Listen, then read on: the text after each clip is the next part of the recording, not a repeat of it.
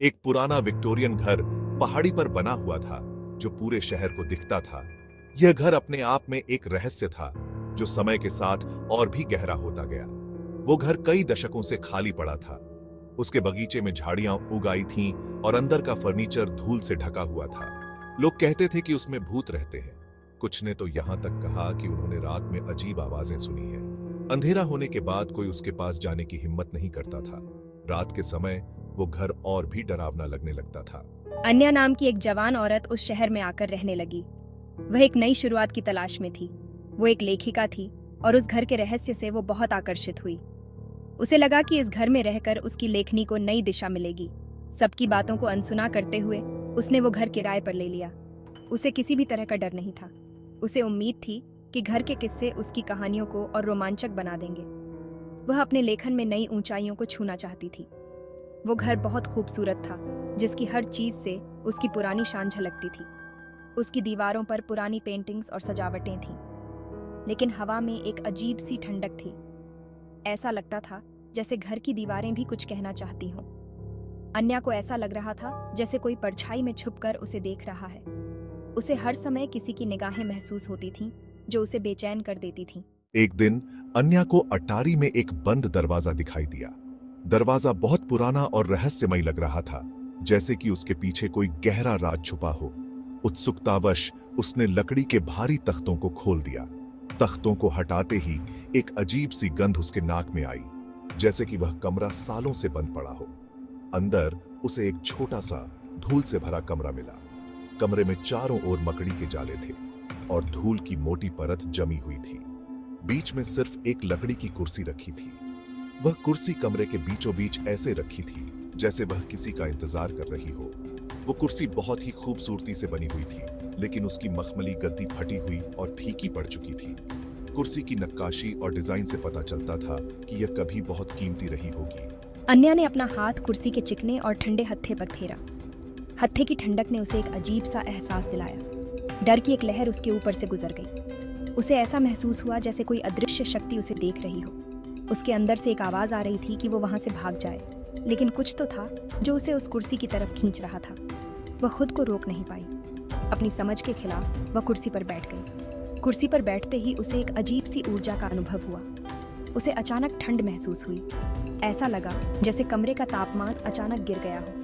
उसके आसपास की हवा भारी हो गई, जिससे उसे सांस लेने में तकलीफ होने लगी। उसे लगा जैसे कोई अदृश्य शक्ति उसे जकड़ रही हो। अन्या ने खुद को छुड़ाने की कोशिश की, लेकिन वह कुर्सी से बंधी हुई महसूस कर रही थी। उसे समझ नहीं आ रहा था कि वह क्या करे। उस रात अन्या अपना नाम किसी के द्वारा धीरे से पुकारे जाने की आवाज से जाग गई। ऐसा लग रहा था जैसे आवाज अटारी से आ रही है। उसका दिल तेजी से धड़क रहा था। वो टॉर्च लेकर धीरे धीरे सीढ़ियों से ऊपर जाने लगी। जैसे जैसे वो उस बंद कमरे के पास पहुंच रही थी, फुसफुसाहट तेज होती जा रही थी। अन्या ने धीरे से दरवाजा खोला और अंदर कदम रखा। कमरे के बीच में रखी कुर्सी एक अजीब सी रोशनी से धड़क रही थी। अन्या को उसमें से एक अजीब सी ठंडक महसूस हो रही थी। उसे कसम से ऐसा लगा जैसे उसने किसी को कुर्सी पर बैठा हुआ देखा है, लेकिन जब तक वो ठीक से देख पाती, वह गायब हो चुका था। आगे के दिन बहुत ही डरावने रहे। हर कोने में एक अजीब सी बेचैनी थी, जैसे कुछ अनहोनी होने वाली हो। मैं आधी रात को डर के मारे जाग जाती। हर छोटी सी आवाज मुझे और भी डरा देती। मेरा पूरा बदन जैसे जकड़ा हुआ रहता। ऐसा लगता जैसे मेरे सीने पर कोई भारी चीज रख दी गई हो। सांस लेना भी मुश्किल हो जाता। चीजें अपने आप हिलने लगती। कभी कभी तो ऐसा लगता जैसे कोई अदृश्य शक्ति उन्हें छू रही हो। मुझे घर में हर समय किसी की मौजूदगी महसूस होती, जैसे कोई छाया हर वक्त मेरे पीछे हो, जैसे कोई मुझे लगातार देख रहा हो। हर कदम पर निगरानी का एहसास होता। डर मेरी समझ को खाए जा रहा था। मैं खुद को असहाय महसूस कर रही थी। घर जैसे जिंदा हो गया था। हर दीवार से एक अजीब सी ऊर्जा निकल रही थी और ऐसा लग रहा था जैसे इस सब के पीछे उस कुर्सी का हाथ है। वो कुर्सी जैसे किसी रहस्य को छुपा रही थी। एक रात अन्या ने अटारी से एक खौफनाक चीख सुनी। वो चीख इतनी भयानक थी कि उसकी रूह कांप उठी। वो दौड़ी हुई ऊपर गई। उसका दिल जोरों से धड़क रहा था। हर कदम के साथ उसका डर बढ़ता जा रहा था। जब वो अटारी के कमरे में पहुंची तो उसने दरवाजा खुला हुआ पाया। दरवाजे के पीछे का अंधेरा और भी डरावना लग रहा था। कुर्सी आगे पीछे हिल रही थी, जैसे कोई उस पर बैठा हो, लेकिन कोई दिखाई नहीं दे रहा था। लेकिन कमरा बिल्कुल खाली था। उस खौफनाक चुप्पी में सिर्फ कुर्सी की आवाज गूंज रही थी। तभी अन्या की नजर उस पर पड़ी।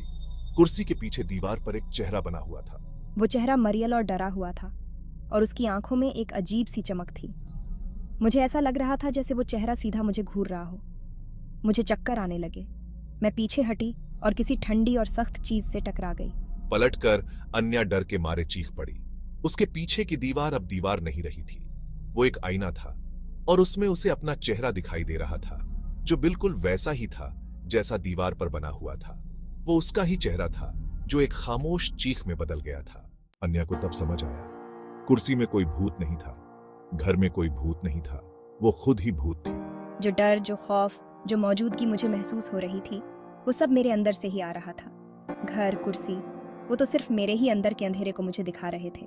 यह एहसास होते ही अन्या के ऊपर एक अजीब सी शांति छा गई। जो डर उसे घुटन दे रहा था वो कम होने लगा। आईने में बना चेहरा धीरे धीरे हल्का होने लगा और वापस उसके अपने चेहरे में बदल गया। ऐसा लगा जैसे घर ने एक लंबी सांस ली हो और उसका भारी माहौल हल्का हो गया हो। अन्या ने अपने डर का सामना किया था और ऐसा करके उसे मुक्ति मिल गई थी।